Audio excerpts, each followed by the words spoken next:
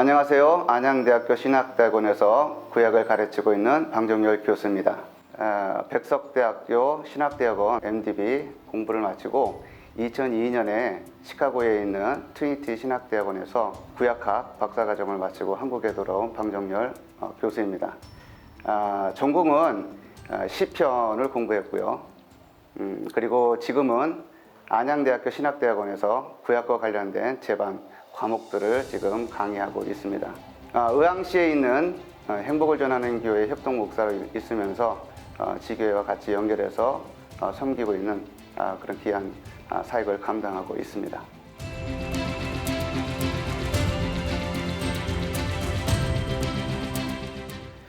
시편의 중요성은 아무리 강조해도 지나치지 않다라고 생각을 합니다.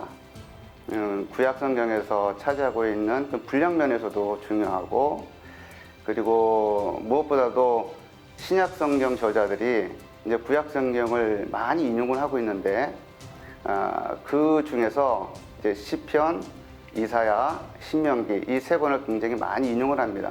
이제 그 중에서도 시편을 굉장히 많이 인용을 하고 있다라고 하는 측면에서 볼 때, 구약 전체에 걸쳐서 시편이라고 하는 이 책이 정말 중요한 책이다라고 우리가 말할 수가 있고, 또 교회 역사상 돌아다 보면 교회 안에서 시편이라고 하는 이 구약 성경이 한 권이 교회 예전에서도 굉장히 중요한 그런 내용으로서 사용되어 왔고, 또 무엇보다도 또 개인 영성을 위해서 시편이 굉장히 많이 사용되어졌다라고 하는 측면에서 볼 때 시편의 중요성을 아무리 강조해도 지나치지 않다라고 말할 수가 있습니다.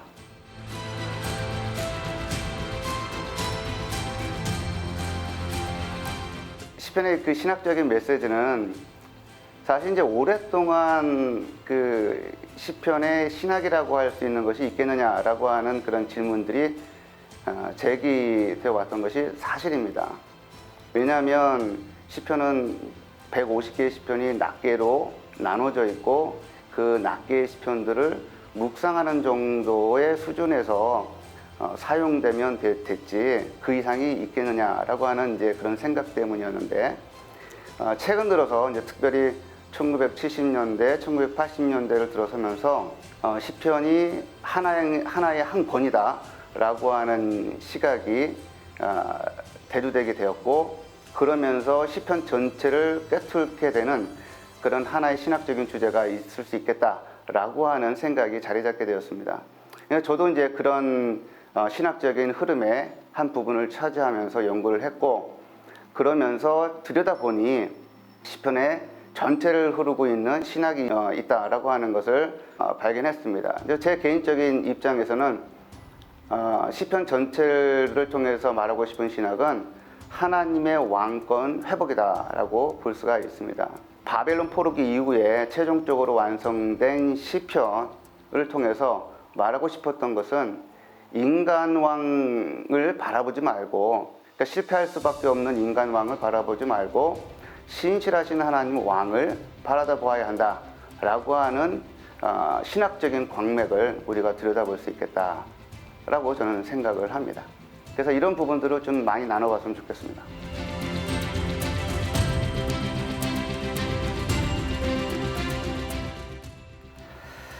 앞으로 우리가 살펴보게 될 시편 제1권의 내용은 다윗에 집중되어 있다라고 말할 수가 있습니다. 1편서부터 41편까지로 구성이 되어 있는데, 보통은 1권과 2권을 먼저 생각을 합니다. 그리고 이제 제 개인적인 입장은 1권과 2권이 먼저 완성이 되고, 그리고 3권이 완성되고 덧붙여지고, 그리고 차후에 4권과 5권이 이제 덧붙여지면서 최종적으로 우리들에게 시편이라고 하는 정경이 주어졌기 때문에 일반적으로 이제 1권과 2권을 이제 먼저 생각을 하게 됩니다. 근데 그 1권과 2권의 기본적으로 우리가 살펴볼 수 있는 내용은 다윗 왕에 관한 이야기입니다.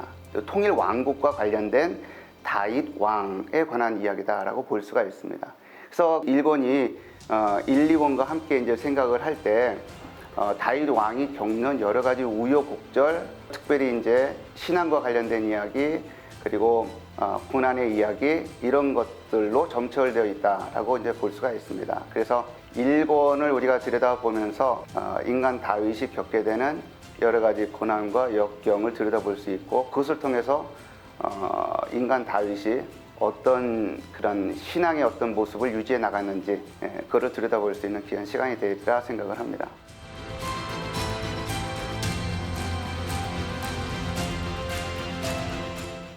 성경을 주의한다라고 했을 때 가장 중요한 것은 무엇보다도 이제 히브리어 본문을 온전하게 우리말로 이제 옮기는 데 있다라고 볼 수가 있죠.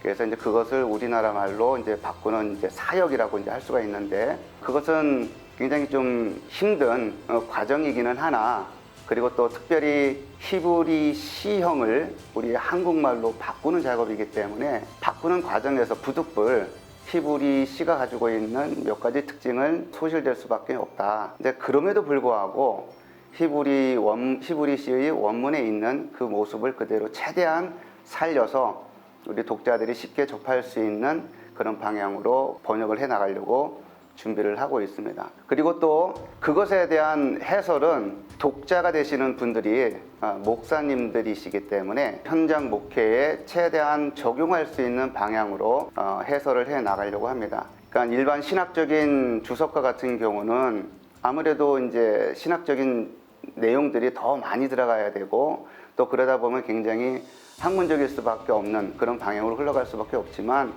그래도 이제 독자가 되시는 분들이 목사님들이시기 때문에 목회 현장에 실질적으로 도움이 될 수 있는 방향선에서 본문을 해석해 나가려고 하고요. 그 다음에 시편을 오늘날 우리 현실에 적용하는 그런 지점에 있어서는 참 할 말이 참 굉장히 많이 있을 것 같습니다. 왜냐하면 시편을 연구하는 분들이 또 묵상하는 분들이 늘상 하는 얘기가 뭐냐면 이 시편이나 저 시편이나 다 비슷한 말을 하고 있는 것 같다라고 하는 고민이 있을 것인데 근데 목사님들도 많이들 그런 고민들을 나눕니다.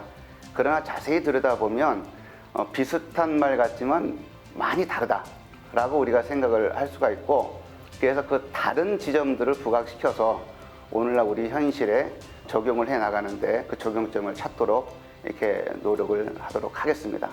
설교 부분은 그 적용점과 그 본문 해설 내용들을 최종적으로 요약을 하는 방식으로 해서 목회 강단에서 실질적으로 사용할 수 있도록 그 요약 차원에서 전개를 해 나갈 수 있도록 그렇게 진행을 하도록 하겠습니다.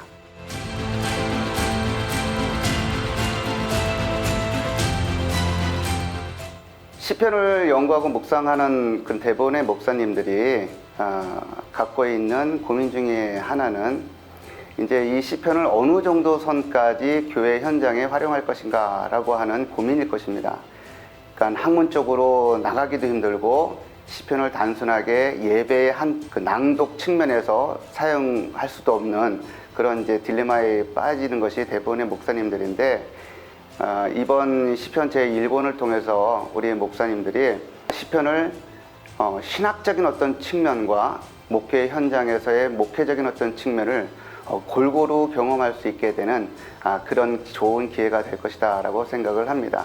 그래서 설교를 해나감에 있어서 설교의 내용이 풍성해질 수 있는 그런 장점도 취하면서 그리고 또 영성을 같이 함께 추구할 수 있는 그런 내용이 되지 않을까라고 생각을 합니다. 그래서 많이 고대해 주셨으면 좋겠습니다.